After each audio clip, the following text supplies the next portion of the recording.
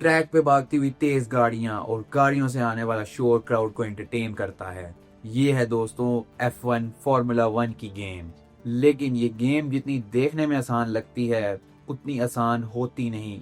एक F1 driver को F1 race के दौरान एक्सट्रीमली हाई जी फोर्सेस का सामना करना पड़ता है, अप टू 5 to 6 Gs। और एक एवरेज फार्मूला 1 रेस में एक ड्राइवर 4 से 5 किलोग्राम अपना बॉडी वेट का लूज कर देता है। So if I'm a kilo overweight, I can lose up to 2 seconds in the race distance.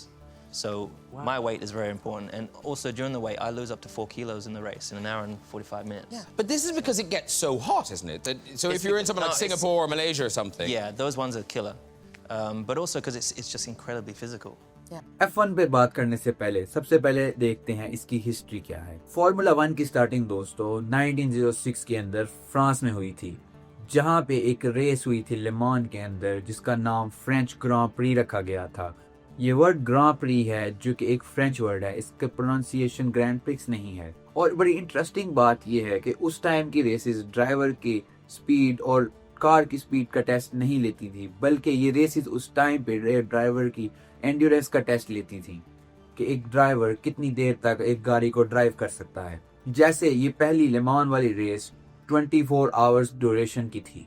इस रेस से पहले ये गवर्निंग बॉडी जिसका नाम फेडरेसियन इंटरनेशनल दी ला ऑटोमोबाइल था, FIA था, उसको कायम किया गया, जो कि एक गवर्निंग बॉडी है जो कि इन तमाम F1 रेसेस को मॉनिटर करती है। जैसे फुटबॉल में हमारे पास फीफा है और क्रिकेट में हमारे पास ICC है।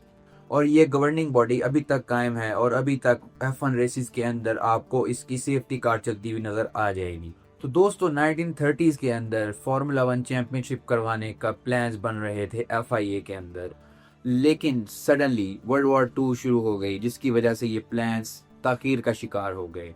फिर 1947 के अंदर फार्मूला 1 के कुछ रूल्स एंड रेगुलेशंस को लिखा गया, जैसे कि एक रेस की ड्यूरेशन क्या होगी, एक रेस के दौरान किस तरह की कार यूज होगी और उसका इंजन किस तरह का होगा। ये सारे रूल्स लिखे गए और इनको फार्मूलाज कहा गया। और फिर जाकर फाइनली 1950 के अंदर पहली F1 चैंपियनशिप हुई जिसमें 7 कंट्रीज में 7 डिफरेंट रेसेस हुई। ब्रिटिश ग्रां प्री, मोनाको ग्रां प्री, इटालियन ग्रां प्री, फ्रेंच ग्रां प्री, इंडियानापोलिस ग्रां प्री, बेल्जियन ग्रां प्री और स्विस ग्रां प्री। इस पहली F1 चैंपियनशिप को एक इटालियन ड्राइवर योजेपे फरीना ने विन किया, जो कि अल्फा रोमियो कार कंपनी है उसकी तरफ से कार ड्राइव कर रहे थे इस चैंपियनशिप के अंदर।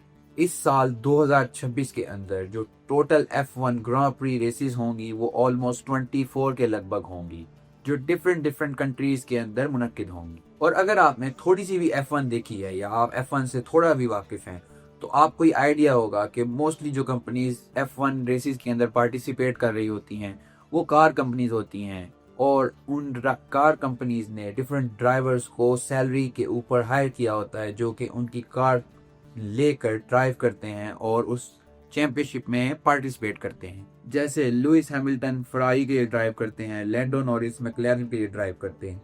अब बात करते हैं एक और इंटरेस्टिंग चीज की, और वो ये है कि किसी भी ड्राइवर के F1 चैंपियनशिप जीतने के सारे चांसेस सिर्फ उसके स्किल के ऊपर डिपेंड नहीं करते, बल्कि इसमें बहुत ज्यादा रोल उस कार कंपनी का भी होता है जिसकी कार वो एक पर्टिकुलर ड्राइवर ड्राइव कर रहा होता है, कि वो कार किस तरह टेक्नोलॉजिकली एडवांस है या वो उस कार में क्या फीचर्स हैं जो कि उसको इनेबल करेंगे वो चैंपियनशिप जीतने में।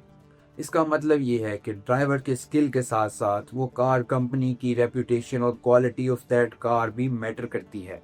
इससे ये एक कंपटीशन बन जाता है जिसमें डिफरेंट कंपनीज compete करती हैं कि कौन सबसे ज़्यादा रिलायबल, सेफ और सबसे ज़्यादा तेज़ कार बना सकता है। और इसी की वजह से डिफरेंट कार कंपनीज बहुत ज़्यादा मेहनत करती हैं अपने इनोवेशंस के ऊपर, अपनी टेक्नोलॉजी के ऊपर, ताकि वो एक ऐसी फार्मूला 1 कार बना सकें जो इतनी रिलायबल और इतनी अच्छी क्वालिटी की हो कि वो F1 टाइटल विन करे। तो नेचुरली F1 गेम के रूल्स कुछ इस तरह डिज़ाइन होते हैं कि मुख्तलिफ कार कंपनीज को ये फोर्स करते हैं कि वो अपने एग्जिस्टिंग प्रोडक्ट के ऊपर इनोवेशन करें और नई टेक्नोलॉजी बनाएं ताकि उससे उनको फ़ायदा हो। मैं आपको एक और इंटरेस्टिंग बात बताता हूँ।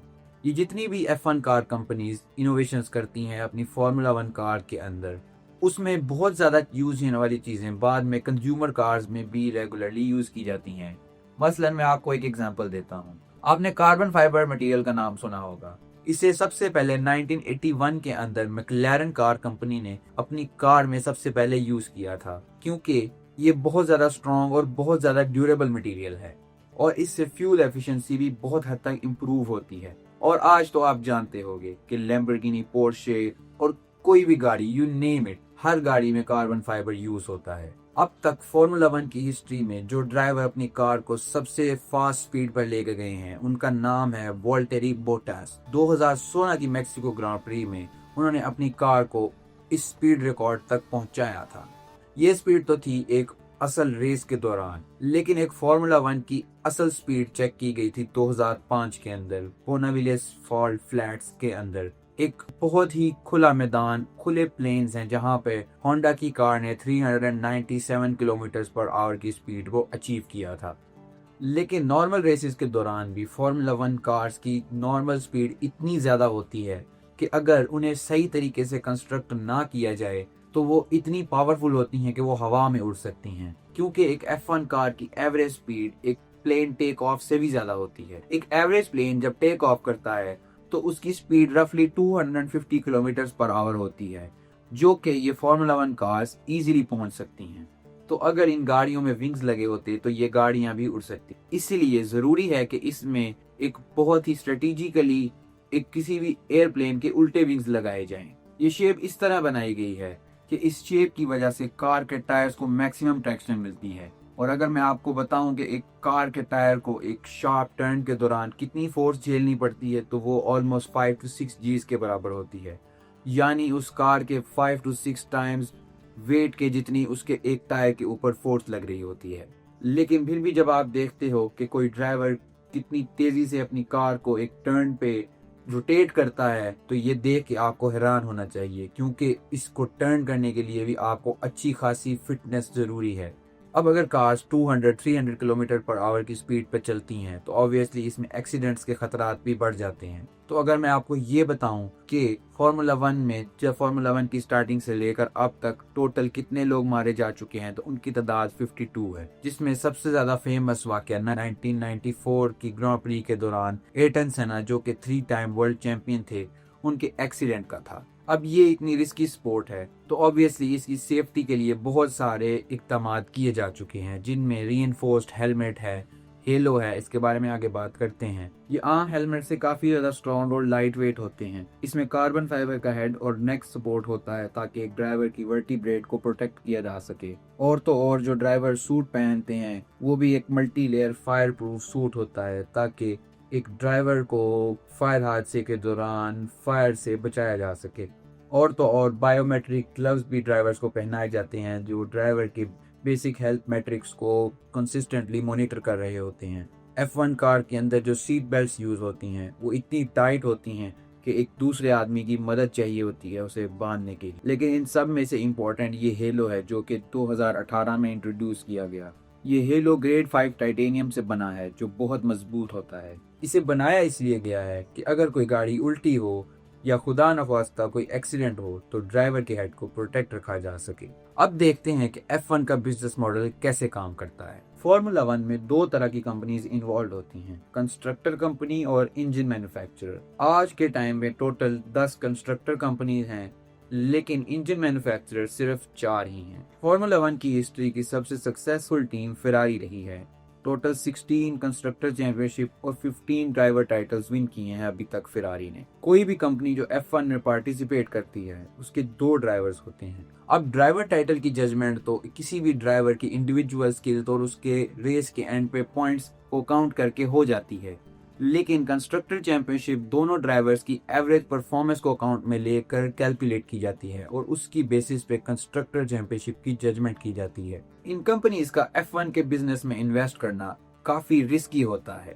रेड बुल कंपनी जो कि बहुत ही सक्सेसफुल कंपनी रही है चंद सालों में, इन्हीं की एक कंपनी टोरो रोसो का 2018 में खर्चा आया था $181.1 मिलियन और उनका रेवेन्यू डिफरेंट सोर्सेज से बना था ऑलमोस्ट $183.6 मिलियन और उनका नेट प्रॉफिट ऑलमोस्ट $1 मिलियन का आया था आफ्टर टैक्सेस, जो कि बहुत कम बनता है अगर आप ये देखो कि कितनी बड़ी अमाउंट खर्च की जा रही है। लेकिन अब ये तो था एक टीम का एग्जाम्पल, लेकिन बहुत सी F1 कंपनीज का ये मानना है कि उनका बाकी सोर्सेज से बनने वाला रेवेन्यू जैसे पब्लिसिटी और उनका नेक्स्ट आने वाली कंज्यूमर कार्स में ये टेक्नोलॉजी अच्छा रिटर्न ऑन इन्वेस्टमेंट उनको कमा कर देगी। साल 2022 के अंदर FIA ने एक maximum price restriction cap fix कर दिया, जिसका मतलब ये है कि कोई भी कार कंपनी ऑलमोस्ट $140 मिलियन से ज्यादा खर्च नहीं कर सकेगी, जिसे 2023 के अंदर FIA ने $135 मिलियन तक कर दिया था। यानी 2025 तक, जो कि गुजर चुका है, तब तक कोई भी कार कंपनी अपने F1 कैंपेन के दौरान $135 मिलियन से ज्यादा खर्च नहीं कर सकती। इसकी वजह से मुकाबला काफी इवन रहता है और ऐसा नहीं होता कि जिसके पास ज्यादा पैसे हैं वो ज्यादा पैसे खर्च करके अच्छी टेक्नोलॉजी बनाए और एक अच्छी कार से F1 टाइटल विन कर दे। तो ऐसा पॉसिबल नहीं है। और इससे एक और फायदा ये होता है कि इससे कंस्ट्रक्टर कंपनीज के ऊपर ये भी प्रेशर होता है कि वो एक एफिशिएंट और रिलायबल टेक्नोलॉजी बनाए एक काफी मिनिमम और एक रिस्ट्रिक्टेड प्राइस के अंदर। जो ड्राइवर्स की सैलरी होती है वो भी इस डिवाइस रिस्ट्रिक्शन कैप के बाहर होती है। जैसे कि मैक्स वर्स्टैपन जो कि रेड बुल की तरफ से ड्राइव करते हैं, उनकी सैलरी 2023 के अंदर $55 मिलियन थी। तो दोस्तों, उम्मीद है आपको ये फार्मूला 1 के बिजनेस मॉडल और फार्मूला 1 के ऊपर ओवरऑल एक जनरल वीडियो अच्छी लगी होगी। अगर आप और भी इस तरह की बिजनेस रिलेटेड और फील्ड्स रिलेटेड वीडियो देखना चाहते हैं तो मुझे कमेंट में लिख के ज़रूर बताइएगा। ये एक एक्सपेरिमेंट था आप सबका, व्यूअर्स का, चेक करने के लिए कि आप लोगों का कैसा रिस्पॉन्स होता है। तब तक के लिए अल्लाह हाफिज़।